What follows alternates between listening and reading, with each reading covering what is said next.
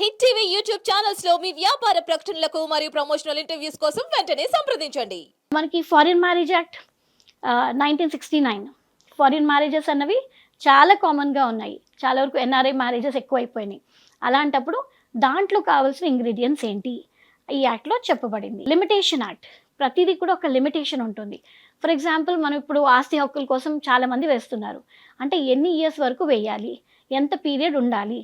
అదే మేము ఇప్పుడు నాకు ఎవరో చాలామంది పాత డాక్యుమెంట్స్ ఏదో దొరకంగానే పట్టుకుని వస్తున్నారు. తీసుకుని వచ్చి ఈ యాక్ట్, ఈ కాగితాలు ఉన్నాయి కదా, మాకు ఇందులో ఆస్తిలో హక్కు ఉంది కదా, మాకు ఇందులో వాటా వస్తుందా అని అడుగుతారు. కానీ అది ఎప్పటి డాక్యుమెంట్స్, ఎన్ని సంవత్సరాల క్రితం డాక్యుమెంట్స్, అది మీరు ఎన్ని సంవత్సరాల తర్వాత క్లెయిమ్ చేస్తున్నారు, ఇవన్నీ కూడా కనుక్కోవడం అనేది చాలా అవసరం. ఇవన్నీ కూడా మనకి ఈ యాక్ట్లో లిమిటేషన్, అంటే అదే కాకుండా లిమిటేషన్ యాక్ట్ ఉంటుంది. ఇప్పుడు ఏదైనా కేసు కానీ ఏదైనా కూడాను అది మీరు చూసుకోలేదు. ఫర్ ఎగ్జాంపుల్ మా దాంట్ దగ్గర ఒక కేసులో ఏంటంటే అమ్మాయి ఇంట్లోనే ఉండిపోయింది, అమ్మాయికి తెలియలేదు. ఆ అమ్మాయి తెలియకుండానే హస్బెండ్ ఏం చేశాడు, డైవర్స్కి వేశాడు. వేసుకుని ఎక్స్పార్టీ ఆర్డర్ తీసేసుకున్నాడు. ఎక్స్పార్టీ ఆర్డర్ తీసుకున్న తర్వాత కొన్ని రోజులకి అతను ఏం చేశాడంటే పెళ్లి చేసుకుని కూడా వెళ్ళిపోయాడు. కానీ ఈ అమ్మాయి ఎందుకో తెలియక మెయింటెనెన్స్ కేసు వేసినప్పుడు ఇది బయటపడింది. అప్పటికే చాలా టైం అయిపోయింది, దానికి లిమిటేషన్ అయిపోయింది. లిమిటేషన్ అంటే ఒక 90 రోజులు, ఒక 3 నెలల వరకు లిమిటేషన్ ఉంటుంది. అపీల్ టైం కూడా అయిపోయిన తర్వాత వాళ్ళు చేసిన తర్వాత ఏం చేశారంటే ఇంకా లాభం లేదని దాని మీద సెట్ అసైడ్ పిటిషన్లు, అంటే మనకి సిపిసిలో రకరకాల వెసులుబాట్లు ఉంటాయి. దాన్ని మనం ఏ రూల్స్ కింద వేసుకోవచ్చు. అప్పుడు లిమిటేషన్ యాక్ట్ని మనం యూజ్ చేసుకుంటూ ఈ లిమిటేషన్ యాక్ట్ ప్రకారము మనము, అంటే కామన్ లా అంటూ ఉంటుంది. కామన్ లా అంటే మనకి కొన్ని కేసెస్ని, పాత కేసెస్ని, ఇప్పుడు కేసెస్ని రెండింటిని పరిగణించి ఒక ఆర్డర్ అంటూ, ఒక శాసనం కానీ ఒక జస్టిస్ కానీ ఇవ్వడం జరుగుతుంది. అలాంటి పరిస్థితుల్లో ఈ కేసెస్ అన్నిటిని కూడా దాంట్లో మనము నియంత్రించుకుని ఇలా చేసుకుంటే మనకి లిమిటేషన్ అనేది ఎక్కడ కలిసి వస్తుంది అన్నది చూసుకుంటారు. ఈ లిమిటేషన్ యాక్ట్ ప్రకారం ఈ రూల్స్ అండ్ రెగ్యులేషన్స్ని, అంటే వాటిని ఉపయోగించుకుని మనము వాటిని ఎలా అధిగమించగలుగుతాము, లేకపోతే దాని ప్రకారంగా ఎలా వెళ్ళగలుగుతాము అనేది తెలుసుకోగలుగుతాము. ఈ ల్యాండ్ ఎక్విజిషన్ యాక్ట్ 1894 అంటూ ఉంది. ఈ యాక్ట్ ప్రకారంగా ల్యాండ్ ఎక్విజిషన్స్, అంటే ఎవరెవరు ఎలాంటి ల్యాండ్ ఎక్విజిషన్స్ తీసుకోగలుగుతారు, గవర్నమెంట్ ల్యాండ్ ఏంటి, ఈ ల్యాండ్ ఏంటి, ఆ పరిధులు ఏంటి, ఇవన్నీ కూడాను ఈ యాక్ట్లో చెప్పడం జరిగింది. లీగల్ సర్వీస్ అథారిటీస్ యాక్ట్, ఇది మనకి 1987లో వచ్చింది. ఇది చాలా important act. Legal service authority act అన్నది ఏంటంటే మనకి ఈ ఇన్ని యాక్ట్స్ కానీ చాలా వరకు మనం ఇప్పుడు కామన్ మ్యాన్ ఉన్నారు, మనకి తెలీదు అసలు లా అంటే ఏంటో తెలియదు, ఎక్కడికి వెళ్ళాలో తెలీదు, దాని గురించి ఏమన్నా ఇన్ఫర్మేషన్ తెలీదు. అలాంటప్పుడు మనము లీగల్ సర్వీస్ అథారిటీ వాళ్ళకి వెళ్తే అక్కడ ఒక రిటైనర్స్ అంటూ కొంతమంది కూర్చుని ఉంటారు. అంటే దే ఆర్ హెల్ప్ డెస్క్ అనమాట.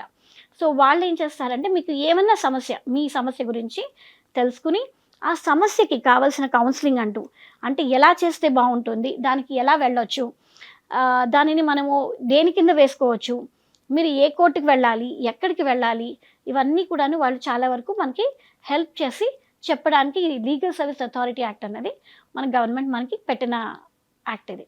ఈ యాక్ట్ ప్రకారం ఇంకొకటి ఏమవుతుందంటే దీంట్లోనే మనకి ఆర్బిట్రేషన్ అండ్ రికన్సిలేషన్స్ అంటూ ఉంటాయి. ఆర్బిట్రేషన్ అంటే ఇప్పుడు పెద్ద కేసెస్ కానీ చాలా కేసెస్ ఉంటాయి, దాన్ని మనం సార్ట్అవుట్ చేసుకోవాలనుకుంటాం.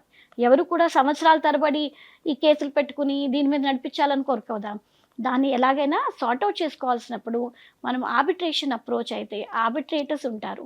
ఆర్బిట్రేషన్లో ఆ కేసెస్ గురించి తెలుసుకుని వాటికి సానుకూలంగా కౌన్సిలింగ్ అంటూ జరిపి దాంట్లో మనము ఎలాంటి ఇద్దరికి కూడాను సమ్మతంగా ఉండి they are good with, they comfortable, okay పర్వాలేదు ఇవి మనము ఇట్లా సెటిల్ చేసుకోవచ్చు అని సెటిల్ చేసుకోవడానికి, ఏదైనా రీకన్సిలేషన్ చేసుకుని మీరు ఇలా చేసుకుంటే ఇవన్నీ కూడా ఉంటాయి అన్నట్టుగా కొన్ని రీకన్సైల్ చేసుకోవడానికి కూడాను ఈ ఆర్బిట్రేషన్ యాక్ట్ కూడా మనకు చాలా వరకు హెల్ప్ చేస్తుంది. ఈ యాక్ట్స్ అన్నీ ఎందుకంటే ఒక నియంత్రణ, అంటే ఒక్కొక్కటి ప్రవర్తన కానీ మనిషి సొసైటీలో ఏ ప్రాబ్లమ్స్ వచ్చినా కూడాను వాటిని ఇవన్నిటితో కూడాను మనం ఇన్ని రకాల యాక్ట్స్తో కూడాను మనం వాటిని సెటిల్ చేసుకోవచ్చు. సెటిల్ చేసుకుని వాళ్ళకి మనం ఎంత ఈజీగా సార్ట్అవుట్ చేసుకోగలిగితే అంత ఈజీగా సార్ట్అవుట్ చేసుకుని లైఫ్లో మూవ్ ఆన్ అయిపోవచ్చు అన్నట్టుగా ఇవన్నీ పెట్టడం జరిగింది. మనకి లీగల్ సర్వీస్ అథారిటీలో యాక్ట్లో ఇంకొకటి కూడా ఉంది. దీంట్లో కొన్ని లోక్ అదాలత్స్ అంటూ పెడతారు. లోక్ అదాలత్స్ ఏంటంటే లైక్ మెగా లోక్ అదాలత్స్ అని, నేషనల్ లోక్ అదాలత్స్ అని. ఇప్పుడు ఈ లోక్ అదాలత్స్ అంటే ఏంటంటే ఇప్పుడు చిట్ ఫండ్ మ్యాటరే ఉందనుకోండి, మీరు ఎవరికో చిట్ ఫండ్లో ఏదో అమౌంట్ కట్టారు, అమౌంట్ కట్టిన తర్వాత మీరు డిఫాల్టర్, అంటే మీరు కొన్ని అమౌంట్స్ అనేది కట్టలేకపోయారు, అది కట్టలేక మీరు అది ఇంట్రెస్ట్ అంటూ పెరిగిపోయిందో, అలాంటప్పుడు ఏమవుతుంది, మీరు ఇలాంటి చోట కూర్చున్నప్పుడు మీరు కౌన్సిలింగ్ అడగవచ్చు. నేను ఇంత కట్టలేను, నాకు ఇంట్రెస్ట్ అనేది వేవర్ చేస్తే నేను ప్రిన్సిపల్ అమౌంట్ కట్టేస్తాను. అలాంటప్పుడు ఇక్కడ కౌన్సిలర్స్ కూడా ఉండి వాళ్ళకి చెప్తారు, ఇలా కాకపోతే ఇన్స్టాల్మెంట్లో కట్టుకుంటాను. ఇలా మీరు కావాల్సిన కొన్ని అంటే ప్రాబ్లమ్స్ని అదే పనిగా సంవత్సరాల తరబడి వాటిని పొడిగించుకోకుండా వాటిని చాలా వరకు కట్ షార్ట్ చేసుకుని వాటిని క్లియర్ చేసుకోవచ్చు. ఇంకొకటి మనకి చాలా ఈజీది ఇంకొకటి ఏమవుతుందంటే, ఈ మెగా లోక్ అదాలత్స్ కానీ నేషనల్ లోక్ అదాలత్స్ కానీ చిన్న కోర్టు, చిన్న డిస్ట్రిక్ట్ కోర్ట్ దగ్గర నుంచి సుప్రీం కోర్ట్ వరకు కూడాను వీటిని అదే రోజు ఉంటాయి. అలాగే అన్ని చోట్ల కూడాను వీటిని అంటే మ్యాక్సిమం ఫైల్స్ మూవ్ ఆన్ చేసేసి వాటిని క్లియర్ చేయడానికి ప్రయత్నం చేస్తుంది. Juvenile justice care and protection act అంటే జువెనైల్స్ అంటే పిల్లలు, ఎవరైతే 18 సంవత్సరాల లోపల ఉన్న పిల్లలు ఉంటారో వాళ్ళకి సంబంధించిన జేజీబీ అంటారు, దాన్ని జువెనైల్ జస్టిస్ బోర్డ్ అంటారు. ఆ కోర్ట్స్ కూడా సపరేట్గా ఉంటాయి. ఈ యాక్ట్ ప్రకారంగా వాళ్ళ మీద ఏదైనా నేరాలు జరిగినప్పుడు వాళ్ళకి కేర్, వాళ్ళకి ఎలాంటి కేర్ తీసుకోవాలి, వాళ్ళకి ఎలా కౌన్సిల్ చేయాలి, వాళ్ళని అందులోంచి ఎలా బయటకు తీసుకురావాలి.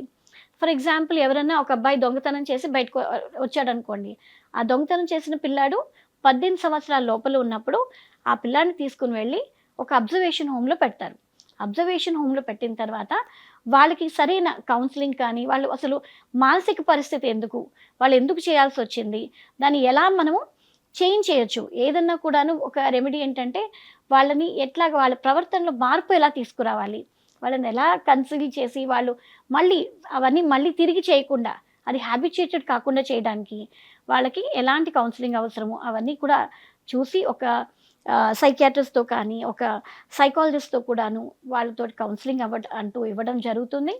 తర్వాత వాళ్ళలో మార్పు తీసుకుని వచ్చి వాళ్ళని మంచి పౌరులుగా తీర్చిదిద్దడానికి జువెనైల్ జస్టిస్ బోర్డ్ చాలా వరకు హెల్ప్ చేస్తుంది. అపార్ట్ ఫ్రమ్ దాట్ మనకి ఇంకోటి జేజీపీలో మనకి ఇంకా పెద్ద మంచి ఇదేంటంటే, ఏదైనా కేసెస్ కానీ ఏదైనా కూడాను అందులో వేయడానికి వాళ్ళ బెయిల్స్ కానీ, లేకపోతే వాళ్ళని బయటకు తీసుకురావడం కానీ, లేకపోతే వాళ్ళలో అక్కడున్న జడ్జెస్ కానీ అందరూ కూడాను దానికి చాలా వరకు సహకరిస్తారు.